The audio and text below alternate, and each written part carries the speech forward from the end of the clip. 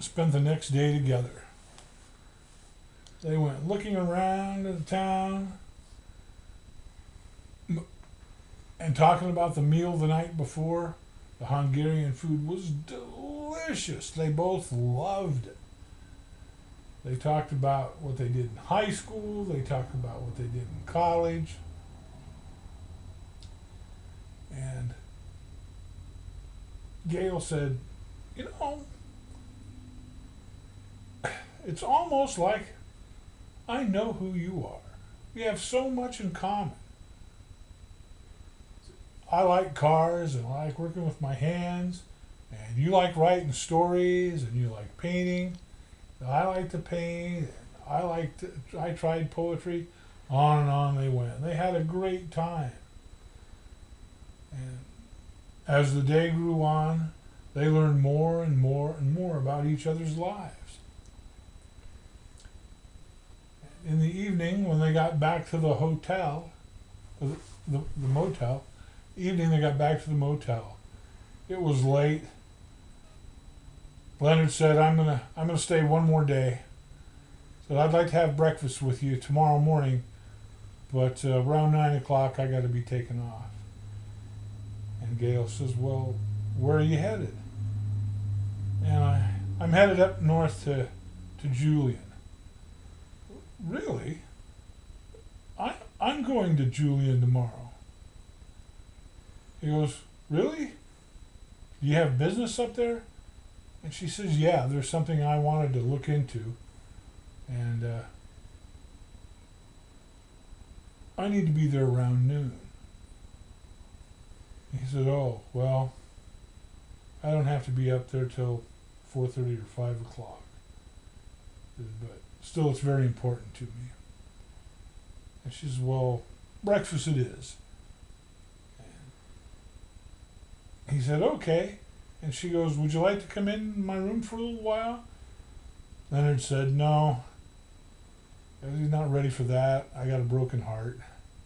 I'm not ready for commitment with anybody right now. I'm just trying to explore and find myself. And she goes, I understand. You can tell me about it in the morning. She slipped into her room and closed the door. Leonard walked down the hall just a little ways and realized that she was in number 12 and he had checked into number 13. Is that a coincidence or just curiosity? He didn't want to think about it though. Got into his room, got ready for bed, took out a book, read for about 15 minutes, clicked the big light off, bathroom light went out, the two lampstands on either side of the bed came on, and he was out. Slept like a log. Hard, many dreams during the night. He woke up a little bit around 12:30 and thought, I'm not ready for a relationship. I need to get to Julian. Whatever I'm going to find up there could be the answer to everything I'm looking for.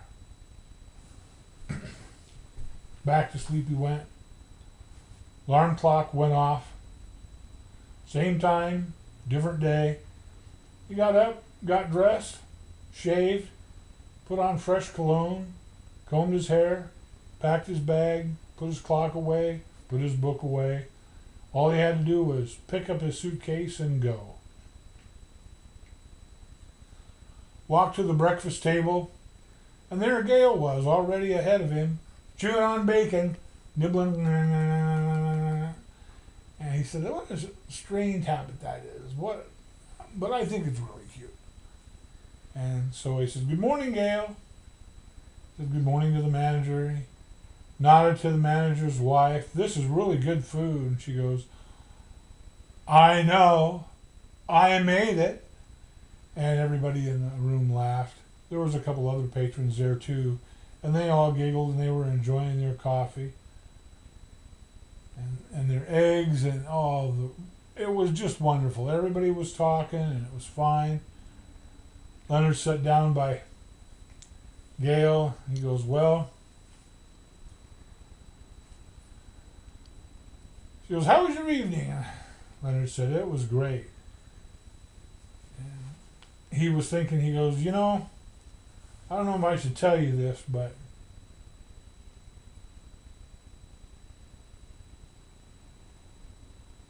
I used to have a picture of my mom.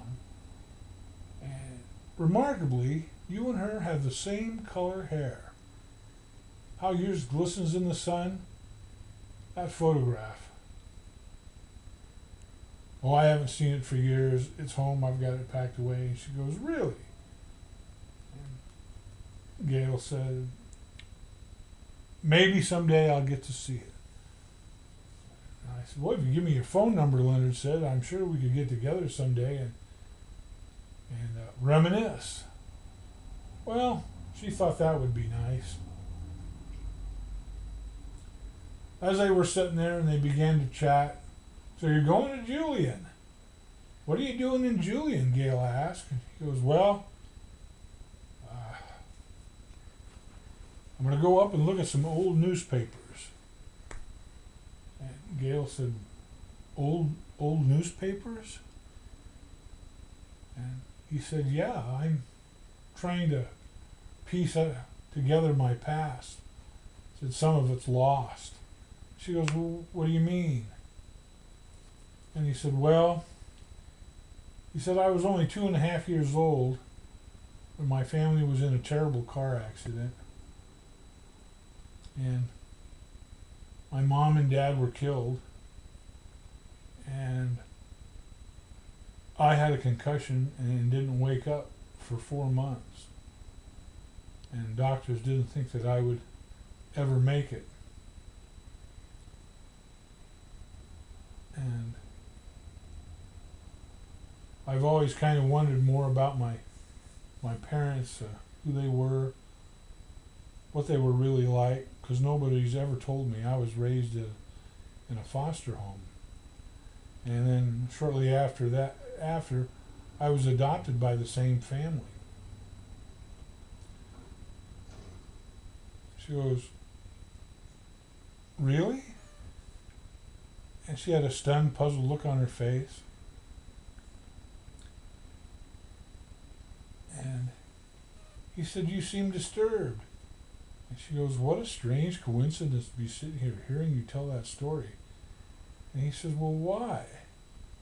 She goes, "Well, I'm on my way to Julian too." And he goes, "Well, what are you hoping to find there?" And she said, "I wanted to go get some death certificates and birth records from my parents." He goes, "Really?" And she said, "Yeah." She goes, "What happened?" And she said, "Oh, I was very young. My parents were killed in a car accident."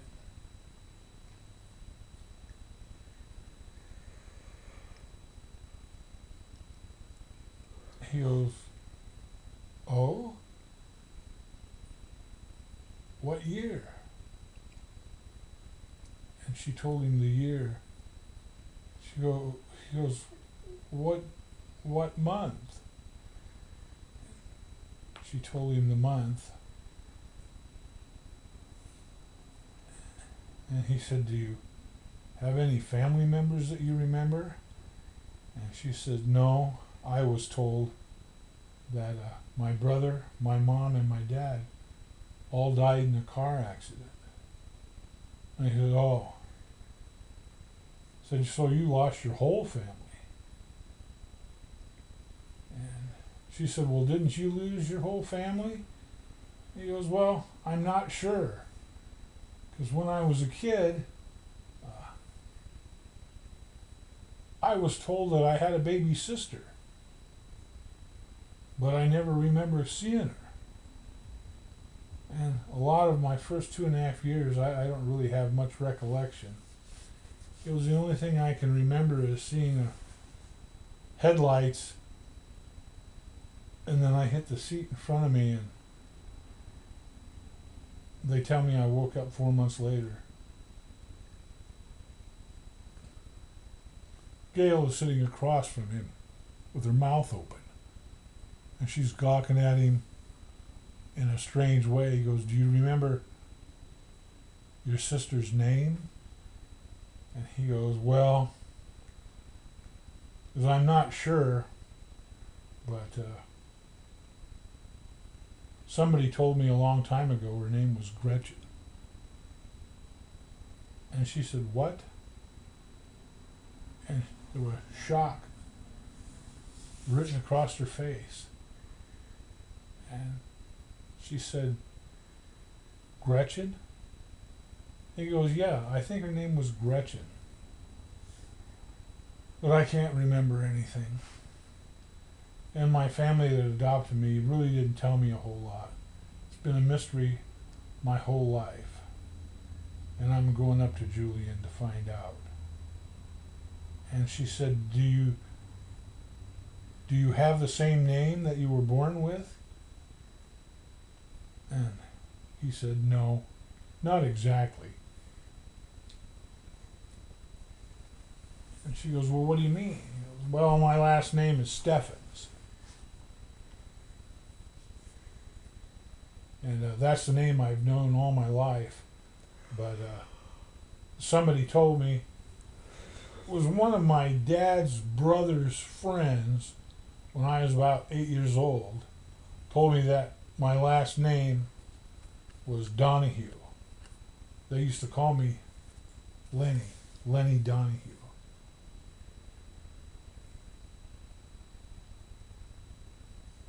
Gretchen broke down. Tears are pouring out of her eyes. She's wiping her face in a napkin. And she's sobbing uncontrollably. And everybody is around the breakfast table is wondering what's going on.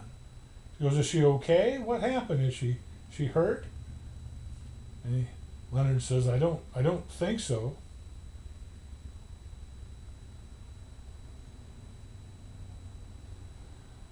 Deep breaths were coming out of the napkin. She had it over her face. She was taking one deep breath after another. One final deep breath. She looks at Lenny and says, "My name is Gretchen Gale Donahue."